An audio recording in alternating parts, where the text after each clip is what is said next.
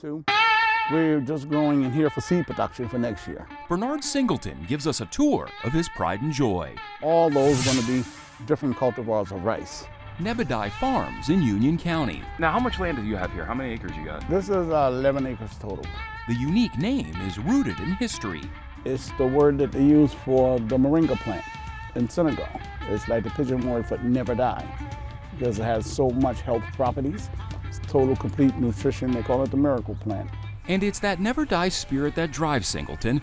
With his mascot Chocolate the goat nearby, he's been planting and growing all sorts of things here at Nebedai for the last 3+ years. We maintain an African botanical garden where we grow about 23 species of vegetables, and I consider myself a cultural preservationist around agriculture and food.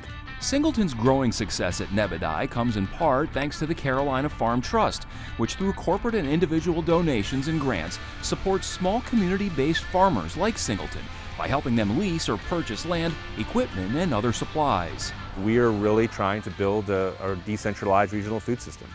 How do we build a profitable an economic model for our farming community to participate in? And then how do we create convenient access to our community up and down the socioeconomic ladder? He presented it to me, saying, oh, we may have a farm coming available if you'd be interested. First I said no, then I said yes. Okay, and I'm glad I did. The Carolina Farm Trust's main goal is to strengthen the local food system, from local production to consumption. We're trying to get people to understand the importance of production and consumption, and what we mean by that is understanding where your food comes from, the importance of it. There's a long journey, from where that food started to where it ends up on that table. And what we're trying to do with our mission is shorten that up, but also get the community to understand where they spend their money in our food system is so critical. Zach Wyatt serves as executive director of the Carolina Farm Trust, which formed in 2015.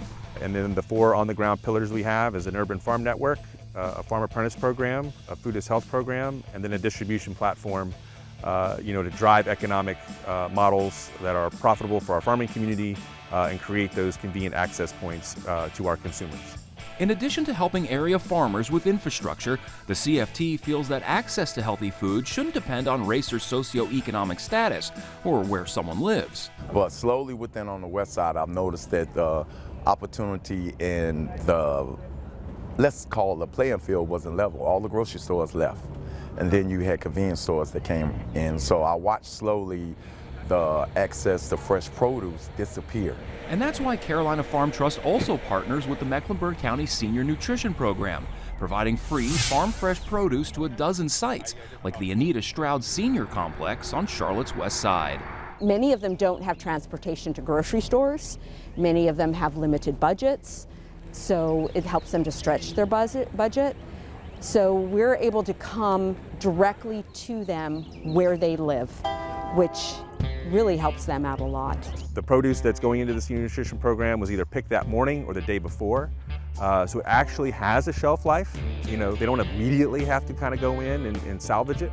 I've had comments from some of the seniors that they feel that they're the forgotten part of society.